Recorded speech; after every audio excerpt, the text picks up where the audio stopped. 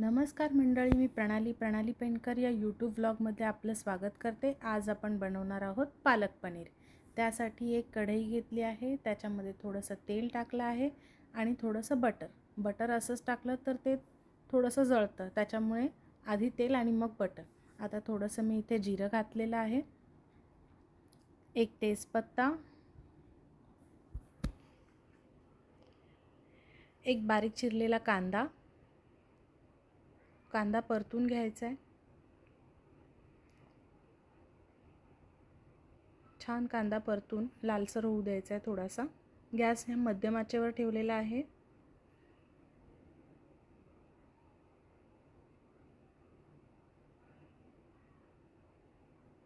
आता आपण एक टोमॅटो घालणार आहोत, टोमॅटो पण परतून घ्यायचा आहे।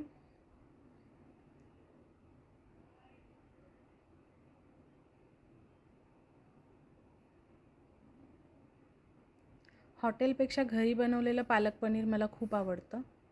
चवीनुसार थोडंसं मीठ टाकलेलं आहे। मीठ घातल्याने कसं थोडासा टोमॅटो नरम होतो आणि कांदा टोमॅटो लवकर शिजला जातो।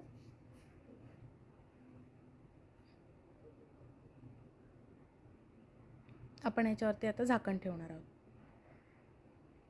झाकण ठेवून एक 2-5 मिनिटं जोपर्यंत टोमॅटो नरम होत नाही तोपर्यंत छान परतून घ्यायचं आहे।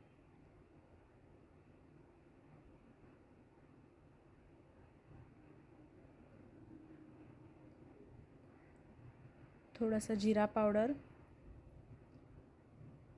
धना पावडर, गरम मसाला आणि हळद। धना पावडर, जिरा पावडर, गरम मसाला आणि हळद हे सगळं घालून काश्मीरी लाल तिखट आहे हे सगळं घालून परतून घ्यायचं आहे। मस्त छान तेल सुटतंय बघा बाजूने। थोडंसं आलं लसूण पेस्ट टाकलंय मी।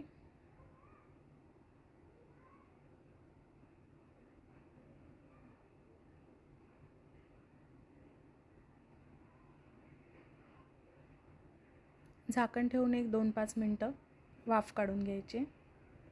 आलं लसूण पेस्टचा कच्चा वास जाईपर्यंत थोडंसे परतून घ्यायचं आहे।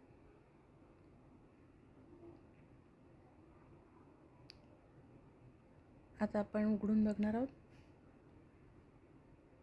ग्रेट, मस्त।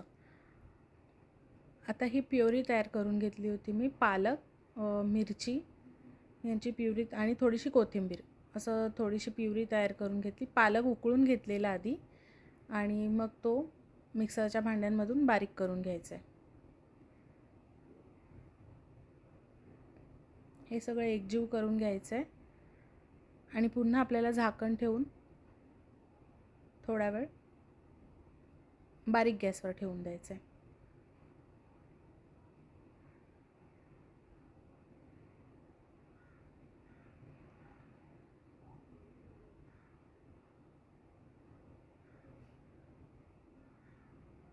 थोडंसं मीठ घातलेलं आहे मी।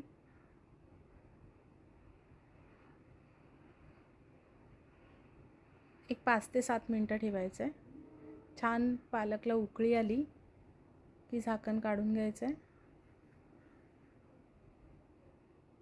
मस्त अशी घट्टसर अशी ग्रेव्ही रेडी झाली आहे। त्याच्यामध्ये पनीरचे तुकडे,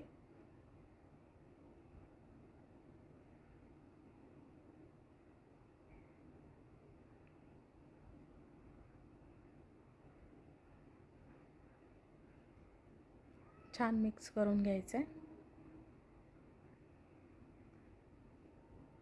आणि झाकण ठेवून आता आपण इथे दुसरीकडे फोडणीला थोडंसं बटर घ्यायचं आहे।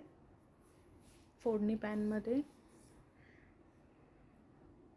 बटर थोडंसं मेल्ट झालं की त्याच्यामध्ये आपण बारीक असं चिरलेला लसूण टाकणार आहोत। अशी फोडणी केली ना तर टेस्ट खूप छान येते पालक पनीरला। थोडंसं हलवून घ्यायचं आहे ते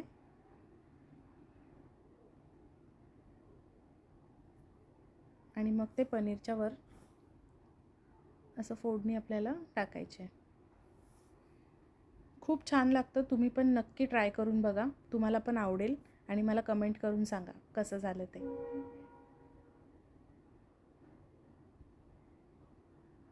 आपण चपाती, पराठा, नान कशाही सोबत ही